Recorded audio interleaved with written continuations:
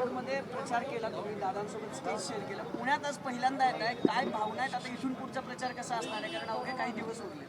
नाही, शेवटी लोकात तर जावं लागतं. बऱ्याच ठिकाणी आपण काही फेऱ्या करणार आहोत, काही ठराविक ठिकाणी छोट्या छोट्या सभा तिथं करणार आहोत.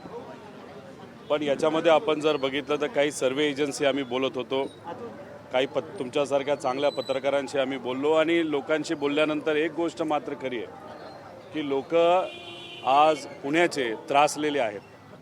एक तर ट्रॅफिक मोठ्या प्रमाणात वाढलेलं आहे. ॲक्सिडेंट सगळ्यात जास्त जर कुठल्या शहरामध्ये होत असतील तर ते आपले पुणे शहरामध्ये होतात.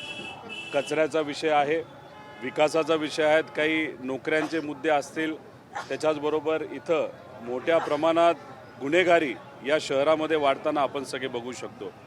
ट्रॅफिकचा मगाशी मुद्दा मी जो मांडला, आज जगामध्ये आपल्या पुण्याचा नंबर हा 4थ्या नंबरला येतो ट्रॅफिकच्या बाबतीत. 10 किलोमीटरचा प्रवास करण्यासाठी आपल्या या पुणे शहरामध्ये आपल्याला 35 मिनटं हे घालवावे लागतात. त्यामुळे सामान्य लोकांचे हे मुद्दे अतिशय महत्त्वाचे आहेत. त्यामुळे या सर्व मुद्द्यांकडे लक्ष देत आपल्याला पुणेकरांना योग्य न्याय कसा देता येईल, पुण्याला परत एकदा एक चांगलं शहर, सांस्कृतिक सेंटरचं शहर कसं करता येईल यासाठी आम्ही सर्वजण प्रयत्नशील राहू. तुमचं पॅनल ज्यांच्या विरोधात उभं आहे त्याच्यातले एक प्रतिस्पर्धी तर तुमच्याच पक्षात होते आधी आणि आता थेट भाजपच्या गोत्यात जाऊन बसले. ज्या दिवशी त्यांचा प्रवेश होता त्याच दिवशी ते खरं तर सुप्रिया सुळेंना सुद्धा भेटून आले, त्यांच्याकडे चहा प्यायली अशी चर्चा आहे आणि त्याच दिवशी भाजपमध्ये प्रवेश केला. असं काय झालं त्यांना एकदम की त्यांना भाजपच्या बाबतीत बोलायचं झालं तर बऱ्यापैकी कोणाच्या स्कीम्स चालू असतील, कोणाचे धंदे चालू असतील, कोणावर जर पूर्वीची कुठली एखादी कारवाई असेल, अशा पद्धतीने भाजपचे मोठे नेते त्यांना फोन करून नाहीतर संदेश देऊन तुम्हाला ही अडचण करू, ती अडचण करू, अशा धमक्या ह्या भाजपकडनं दिल्या जातात. आणि मग या धमक्या मिळाल्यानंतर काही उमेदवार हे खऱ्या अर्थाने आपल्याकडनं उभा राहण्यासाठी इच्छुक असतात, पण दबावापोटी ते भाजपकडे जात असतात. त्याच्यामध्ये या शहरामध्ये असे अनेक उमेदवार आहेत, पण कितीही उमेदवार कसेही असले तरी आज भूमिका जर कुणी बदलत असतील, कोणावर एखाद्यावर अन्याय होत असेल आणि मग दुसऱ्या पक्षात जात असेल तर ती गोष्ट वेगळी. पण अचानक कार्यकर्त्यांना सोडून, पक्षांना सोडून जे उमेदवार त्यांच्यावर अवलंबून असतात या भागातला नेता म्हणून, त्या अशा सर्व कार्यकर्त्याला सोडून नेता स्वतःचा विचार करत जर स्वार्थी विचार करत असेल तर हे लोकांना पटत नाही. आणि आपण ज्या वॉर्डामध्ये उभा आहोत 32-33 या भागामध्ये आपण जर बघितलं नाही तर पुणे शहरामध्ये सुद्धा बघितलं तर नक्कीच घड्याळ, त्याच्याचबरोबर तुतारी आणि मित्रपक्ष यांचा विजय आणि बहुतांश उमेदवार हे सर्व या 2-3 पक्षाचे निवडून येतील असा विश्वास आम्हा सगळ्यांना वाटतो. दारेतुऱ्याच्या भाषावर उतरलेत. कालच्या त्या गरुडाच्या विधानानंतर किंवा दादा म्हणाले की माझ्या वाकड्यात कोण शिरलं तर मी सोडत नाही, कायदा कानून आहे. आता महेश लांडगे म्हणतात की आरोग्य उल्लेख करत आम्ही आता बांगड्या भरल्या नाहीत असं आव्हान दिले अजित. एक तर बांगड्या भरल्या नाहीत म्हणजे कुठंतरी महिलांचा अपमान हे महेश लांडगे करतात असं आम्हाला वाटतं. म्हणजे बांगड्या घातल्या म्हणजे कर्तृत्ववान व्यक्ती नसतो असं जर महेश लांडगेंना वाटत असेल तर महेश लांडगेचा खरा चेहरा इलेक्शनच्या तोंडासमोर, नाहीतर इलेक्शन जेव्हा मतदान होणार आहे त्याच्या आधी महेश लांडगेंचा खरा चेहरा समोर येत चाललेला आहे. महेश लांडगेंच्या पायाखालची माती ही सरकलेली आहे, ते थोडे घाबरलेले आहेत. त्यामुळे स्वतः ते कसे आहेत हे खरा चेहरा आता महेश लांडगेंचा आपल्याला बघायला मिळेल. त्यामुळे त्यांच्या भागातून मेजॉरिटी उमेदवार हे आपल्या विचाराचे निवडून येणार होते. आता त्यांचा खरा चेहरा पुढे आल्यानंतर त्याचा एक सुद्धा उमेदवार निवडून येणार नाही असं आम्हाला सगळ्यांना वाटायला लागलेलं आहे. मुरलीधर मोहोळ यांनी अजितदादांना चॅलेंज केलंय की पुणे मेट्रोवरून सध्या प्रचार सुरू आहे मोठा आणि पुणे मेट्रो कोण आणली, तुम्हाला काय वाटतं कोण आणली? मोदी आणली, मनमोहन सिंगांनी आणली, काय म्हणजे तुम्ही काय प्रचारात? कुठलाही प्रोजेक्ट करण्याच्या अगोदर त्याला आपल्याला परवानग्या द्याव्या लागतात, मंजुरी घ्यावी लागते, त्यानंतर त्याला निधी दिला जातो, त्याच्यानंतर टेंडर होतं, मग भूमिपूजन होतं, मग लोकार्पण होतं.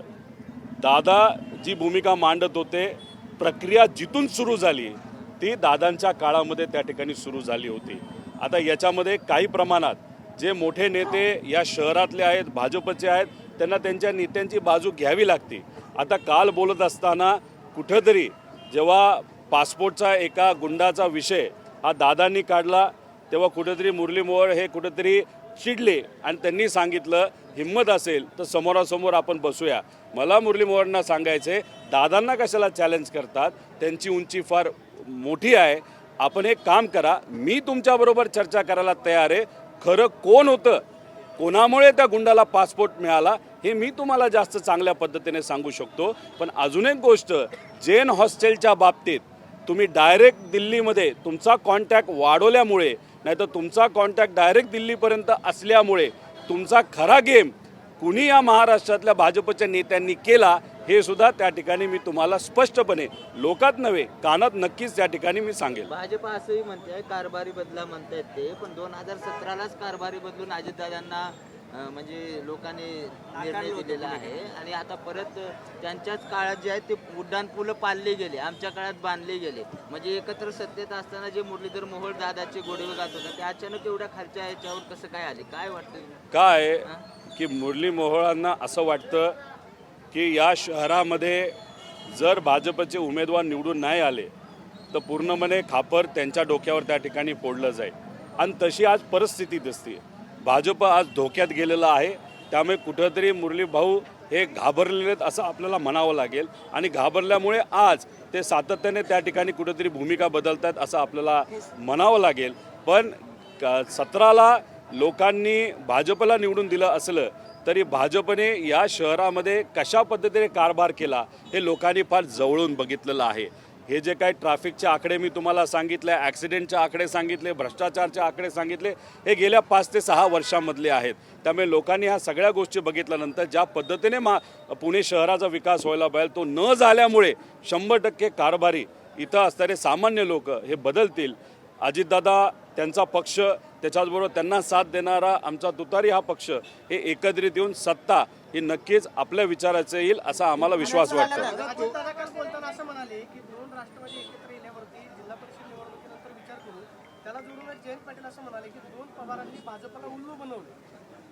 पवारांनी खरंच भाजपला उल्लू बनवलंय का? बघा, 2 पवार एकत्र येतात, महापालिकेची निवडणूक लढवतात. दादा असं म्हणतात की जेटपी नंतर एकत्र येण्यावरती विचार करू. म्हणजे सगळं काही सुरळीत होण्यासाठी 2 राष्ट्रवादीचं हे सगळं झालं का, अशा पद्धतीची चर्चा सुरू झाली. एक तर जेव्हा आम्ही पुणे, पिंपरी चिंचवड इथं असणाऱ्या नागरिकांशी आणि कार्यकर्त्यांशी चर्चा केली, सर्वांचं हेच मत आलं की भाजपने वाताहात केलेली या दोन्ही शहरांची, भ्रष्टाचार मोठ्या प्रमाणात वाढलेला आहे. खऱ्या अर्थाने जो विकास व्हायला पाहिजे तो विकास न होता चेन करून कार्यकर्ते आणि बगलबच्चे जे भाजपचे मोठ्या नेत्यांचे आहेत त्यांनी फक्त पैसा ओरबाडला आणि खऱ्या अर्थाने विकास या शहराचा कुठेही त्या ठिकाणी झालेला नाही. म्हणून लोकांची भूमिका अशी होती की आपण वेगळं वेगळं लढलो तर त्याचा फायदा हा 100% भाजपला होऊ शकतो. त्यामुळे इथे असणारे पदाधिकारी कार्यकर्त्यांना विश्वासात घेत, लोकांना विश्वासात घेत एकत्रित येऊन भाजपला जो फायदा आम्ही वेगळं लढण्याचा त्या ठिकाणी होत होता तो मात्र त्या ठिकाणी आम्ही होऊन देणार नाही. आणि त्यामुळे पिंपरी चिंचवड आणि पुणे या दोन्ही शहरामध्ये विभाजन न झाल्यामुळे विजय हा नक्कीच आमच्या विचाराचा होईल असा आत्मविश्वास आम्हाला त्या ठिकाणी वाटतो. 2 पवारांनी भाजपला उल्लू बनवलंय, खरंच उल्लू बनवलंय का? जयंत पाटील साहेबांनी काय स्टेटमेंट कुठं कसं दिलं हे मी ऐकलं नाही, त्याचा अर्थ मला त्या ठिकाणी कळलेला नाही. पण एक गोष्ट मात्र खरी आहे की महानगरपालिकेचं हे इलेक्शन झाल्यानंतर जिल्हा परिषदचं इलेक्शन आहे. जिल्हा परिषदच्या इलेक्शनमध्ये सुद्धा अशाच पद्धतीने तिथं असणाऱ्या जिल्ह्याच्या पदाधिकाऱ्यांना विश्वासात घेऊन हेच समीकरण जिल्हा परिषद आणि पंचायत समितीला आपल्याला बघता येईल. दोन्ही राष्ट्रवादी एकत्र लढतील जिल्हा परिषद. शहरामध्ये ज्या पद्धतीने सर्व पदाधिकाऱ्यांनी इच्छा व्यक्त केली असंच आम्ही जेव्हा ग्रामीण भागातल्या पदाधिकाऱ्यांशी बोलतोय, काही जिल्ह्यांमध्ये लोक सकारात्मक आहेत, दोघांनी एकत्रित लढलं पाहिजे, काही ठिकाणी लोक सकारात्मक नाहीत. त्यामुळे त्या जिल्ह्याचं समीकरण बघून बहुतांश ठिकाणी आम्ही एकत्रित लढू शकतो असं आत्ता तरी कार्यकर्त्यांशी बोलल्यानंतर वाटतं. मूड बदललेलं दिसतंय. अजितदादांसोबत तुम्ही फिरताय, वातावरण जरा बदललेलं आहे तुमचं देखील. भविष्यात दोन्ही राष्ट्रवादी एकत्र येऊ शकतात का? तुम्हीच आरोप करत होते अजितदादांबरोबर, आता पुन्हा एकदा प्रचाराला एकत्र, स्टेजवर एकत्र, कुठली टीका होत नाही दादांवर. म्हणजे हे पावलं आता पुन्हा एकदा तुम्ही जर बघितलं की पूर्वी सुद्धा जेव्हा मी प्रचार केलेला आहे, जेव्हा केव्हा मी बोललेलो आहे तेव्हा भाजपच्याच विरोधात बोललेलो आहे. महानगरपालिका आणि आपल्या या शहरामध्ये प्रचार करत असताना आता सुद्धा BJPच्या विरोधात करत आहोत. राहिला प्रश्न मलिदाचा आणि मलिदा गँगचा, हा बारामती तालुक्याचा मुद्दा होता.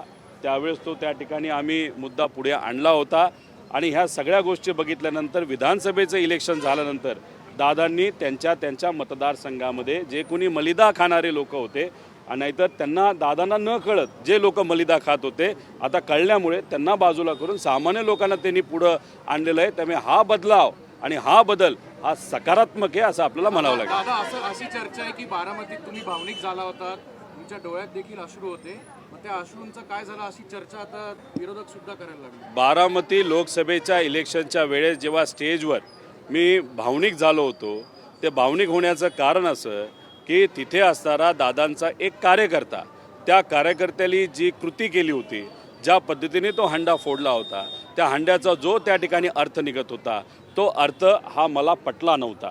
पण आज त्याच कार्यकर्त्याला अजितदादांकडनं संधी दिली गेली का, मला जे कळते की त्याला संधी दिली गेली नाही. त्यामुळे तो कार्यकर्त्याचा विषय होता, फक्त मी त्याचा अर्थ जो निघत होता त्यातून पवारसाहेबांचं वय आणि पवारसाहेबांची उंची बघून कुठंतरी भावनिक झालो होतो.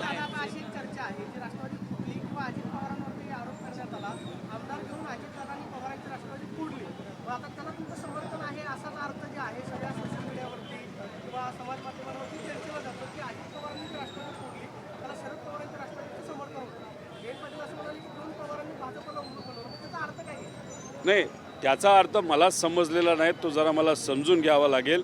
तुमच्याशी बोलल्यानंतर जयंत पाटील साहेबांना मी फोन करतो, अर्थ काय हा जरा मी त्या ठिकाणी समजून घेतो. पण एक तुम्ही समजून घ्या की आता इथं मी जिथं उभा आहे 32 नंबरचा हा वॉर्ड आहे, इथं एक आमचा निष्ठावंत कार्यकर्ता जो तुतारीबरोबर विधानसभेला लोकसभेला राहिला, त्याला अजितदादांनी घड्याळ या पक्षावर नाही तर या चिन्हावर इथं संधी दिलेली आहे. तसं तुम्ही 33मध्ये गेला तर पूर्णपणे तुतारी आहे. तुम्ही जेव्हा हडपसर विधानसभा मतदारसंघामध्ये गेला, तिथं जिथं दादांची ताकद होती तिथं त्यांनी सर्व जे चारीच्या चारी उमेदवार पॅनलचे ते तुतारीवर दिलेत. जिथं आमची ताकद होती तिथं समीकरण बसत होतं, तिथं आम्ही घड्याळ दिलेलं आहे. त्यामुळे हे जे काय चालले ते सर्व या सर्व पदाधिकारी कार्यकर्त्यांचं हे इलेक्शन आहे आणि आमचा जो कुठला वाद असेल त्या वादाचं नुकसान या बिचाऱ्या कार्यकर्त्यांना त्या ठिकाणी होऊ नये. त्यामुळे कार्यकर्त्यांचा विचार आणि शहराच्या विकासाचा विचार करत इथं आम्ही हा निर्णय एकत्रित ही निवडणूक लढण्याचा केलेला आहे.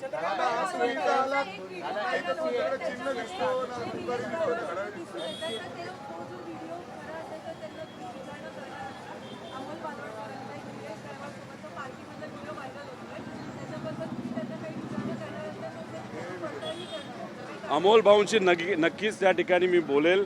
पण भाजपचं कसं काम असतं मी तुम्हाला सांगतो की एक कोटा असतो, त्या कोट्यामध्ये सर्व गुंडांना एकत्रित केलं जातं आणि मग मोठे नेते भाजपचे जे आहेत त्याच्यातला कुठल्या गुंडाला कुठल्या कार्यकर्त्याच्या प्रचारासाठी कुठल्या नेत्याबरोबर त्या ठिकाणी पाठवायचं हे तिथं ठरवलं जातं. त्यामुळे अमोल बालवडकरांची मी बोलल्यानंतर नक्कीच मी चर्चा करेल, खोलात जाईल. पण कदाचित अमोल बालवडकरला सुद्धा माहिती नसावं त्यांच्या नेत्यांनी हा जो व्यक्ती महाशय पाठवलेला आहे तो कदाचित गुंड असू शकतो. नेत्यांनी सांगितलं आम्ही स्वीकारलं अशी भूमिका कदाचित अमोलची असू शकते. दादा मुंबईत ना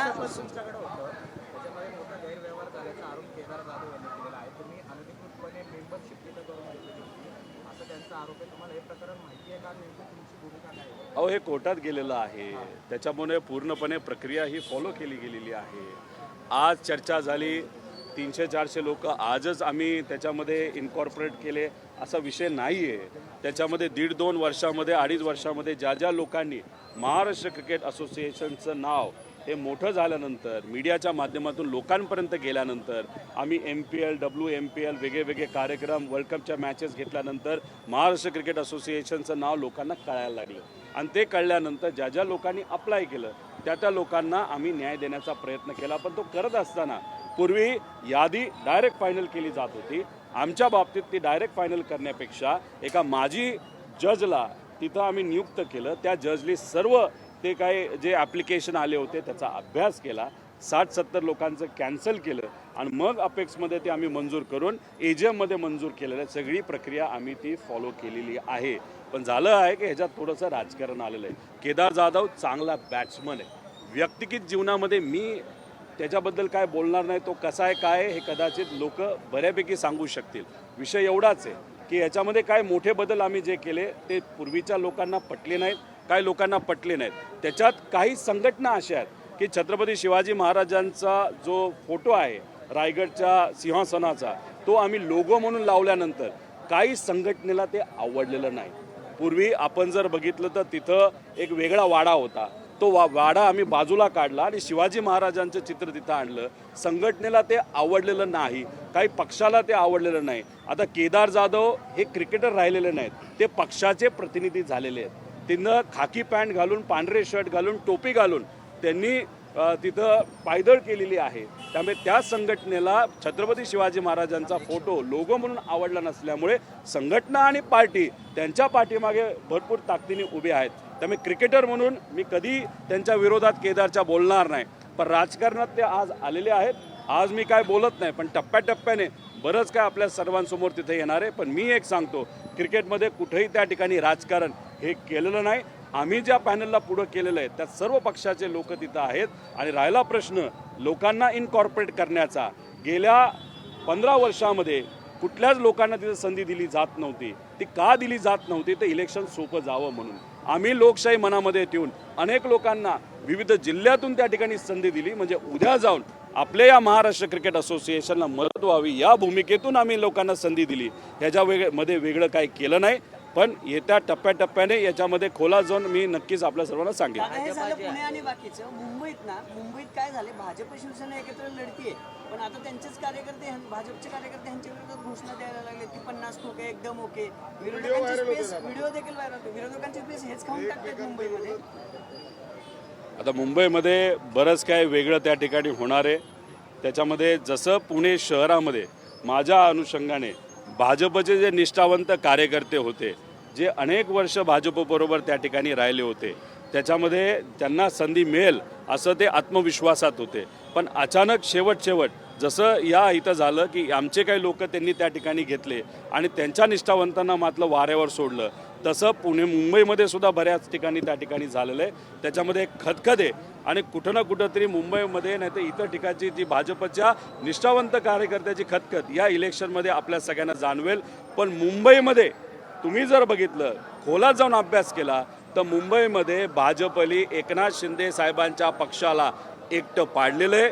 रणनीती आपण जर बघितली तर मुद्दामून एकनाथ शिंदे साहेबांच्या पक्षाला हे उद्धव ठाकरे साहेब आणि मनसेच्या समोर भिडवण्याचं काम हे भाजपली केलेलं आहे. आणि दुसऱ्या बाजूला जिथं परप्रांतीय राहतात तिथं मात्र भाजपली तिकीट घेऊन आपल्याला फायदा 100% त्या ठिकाणी या परप्रांतीयाच्या मताचा होईल अशा भूमिकेत असल्यामुळे भाजपच्या लोकांचं मत आहे की एकनाथ शिंदे साहेबांचे कुठलेच उमेदवार त्या ठिकाणी निवडून येणार नाही आणि सगळी सत्ता ही भाजपच्या हातामध्ये जाईल. त्या अनुषंगाने मित्र पक्षाला मारण्याचा, दाबण्याचा पूर्णपणे प्रयत्न भाजपली आमदारकीच्या आधी आणि लोकसभेच्या आधी सुरू केला असं स्पष्टपणे आपल्या सगळ्यांना म्हणावं लागेल.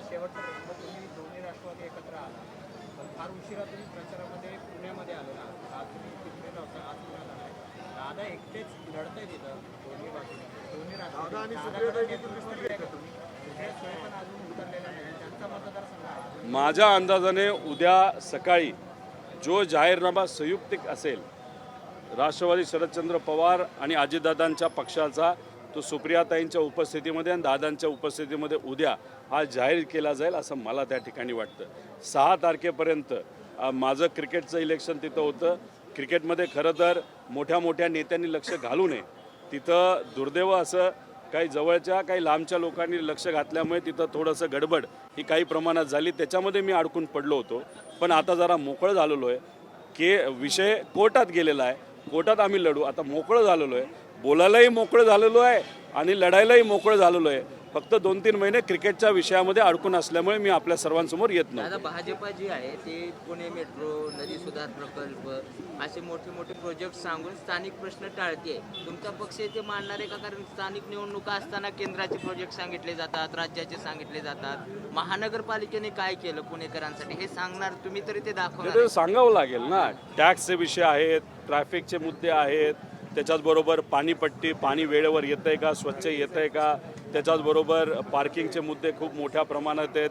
ज्या महानगरपालिकेच्या शाळा आहेत त्या ज्या आपण डिजिटल तिथं करत आहोत. पिंपरी चिंचवडमध्ये त्याच्यामध्ये सुद्धा भ्रष्टाचार झालेले आहेत. हे सगळे मुद्दे अतिशय महत्त्वाचे आहेत. आता यांचं मत काय आहे? या सर्व नेत्यांचं 70,000 कोटी गेल्या 7 वर्षामध्ये आले. आता लोकच प्रश्न करायला लागले 70,000 कोटी गेले कुठं, हे आता लोक शोधायला लागलेले आहेत. आणि त्याच्यामध्ये कुणी पैसा खाल्ला, मलिदा खाल्ला, ही सुद्धा लोकांची त्या ठिकाणी भूमिका आहे. त्यामुळे महानगरपालिकेमध्ये बोलत असताना महानगरपालिकेच्या माध्यमातून लोकांची सेवा तुम्ही कशी करणार आहात हे सांगण्याची जरूरत आहे. पण इथे ज्यांची सत्ता होती, जे स्थानिक भाजपचे नेते आहेत, त्यांनी काय केलं हे सांगण्याचा विषय नसल्यामुळे मग मोदी साहेबांचं नाव घे, देवेंद्र फडणवीस साहेबांचं नाव घे, म्हणजे स्वतः कुठेतरी कमी पडलो म्हणून मोठ्या जर नेत्यांची नावं घेऊन हे जर मतदान मागत असतील, त्याचा अर्थ स्थानिक भाजपचे नेते आणि महानगरपालिकेमध्ये ज्यांची सत्ता होती भाजपचे स्थानिक नेत्यांची, त्यांनी काहीच त्या ठिकाणी केलेलं नाही. म्हणून आधार हे मोदी साहेबांकडं आणि देवेंद्र फडणवीस साहेबांकडे त्या ठिकाणी ते बघत आहेत. याच्यावरूनच कळतं की स्थानिक भाजपचे नेते महानगरपालिकेमध्ये ज्यांनी कार्य केलेले हे टोटली हरलेले आहेत. त्यामुळे मोठ्या नेत्यावर ते अवलंबून आहेत. त्याचा अर्थ ही महानगरपालिका भाजपच्या हातामध्ये येत नाही. दादा, ह्याला एक शेवटचा प्रश्न. मुरलीधर मोहोळ काल एका वृत्तवाहिनीला मुलाखत देताना म्हणले, कमळ एकटं घड्याळाची तुतारी वाजवेल. कमळ कमळ घड्याळाची तुतारी वाजवेल. कमळ एकटं कमळ घड्याळाची तुतारी वाजवेल. म्हणजे त्याचा अर्थ तुम्ही धार्मिक कार्यक्रम घ्या, कुठलाही आनंदाचा कार्यक्रम घ्या, विजयाचा नाही तर आनंदाचा विषय असेल तेव्हा तुतारी वाजवली जाते. त्यामुळे घड्याळ आणि आपली तुतारी एकत्र आल्यामुळे भाजपचे पराक्रम हे लोकांना त्या ठिकाणी कळणार आणि ते कसं फेल गेलं भाजप नाही तर कमळ, याच्यामुळे तुतारी म्हणजे घड्याळची तुतारी आणि तुतारी ही वाजेल. त्याचा अर्थ मोहळांनी सांगितलेलं आहे की भाजप हे हारणार आहे आणि तुतारी मात्र म्हणजे विजयाची तुतारी घड्याळ आणि तुतारीची 100% त्या ठिकाणी वाजेल. स्थानिक 32 मध्ये जो प्रचार चाललाय, तुमचा एक शिलेदार या 32 मधला खडकवासला विधानसभा लढून आता भाजपामध्ये गेलेला आहे. इथं कसं रेस्पॉन्स? एक तुम्ही समजून घ्या, इथं असणाऱ्या सामान्य लोकांना एक गोष्ट मात्र माहिती आहे की जर तुम्हाला जायचंच होतं तर आधी जायला पाहिजे होतं. तुम्हाला धमक्या दिल्यानंतर, तुम्हाला भीती दाखवल्यानंतर तुम्ही गेलात, पण मग या कार्यकर्त्यांचं काय चुकलं? इथं असणाऱ्या सामान्य लोकांचं काय चुकलं? तुम्ही लोकसभा विधानसभा हे एका पक्षाबरोबर राहता आणि अचानक निर्णय त्या ठिकाणी घेता आणि स्वतःचा विजय स्वार्थी निर्णय घेऊन तुम्ही भाजपमध्ये जाता आणि कार्यकर्त्याला वाऱ्यावर सोडता. जर लोकांना हाच प्रश्न मला त्या ठिकाणी करायचा आहे की आपण परिवारामध्ये कधी स्वार्थी निर्णय त्या ठिकाणी घेत नसतो, सर्वांचाच निर्णय त्या ठिकाणी घेत असतो. मग स्वार्थी नेते स्वतःचा विचार करून जर भाजपमध्ये गेले असतील, त्यामुळे लोकसुद्धा आणि कार्यकर्तासुद्धा हा इथं घड्याळ आणि ज्या प्रभागामध्ये तुतारी आहे, नक्कीच हे लोक त्याबरोबर राहतील. या स्वार्थी नेत्यांबरोबर स्वतःची अडचण सोडवण्यासाठी भाजपमध्ये गेलेल्या नेत्यांबरोबर राहणार नाही असा आम्हाला सगळ्यांना विश्वास आहे.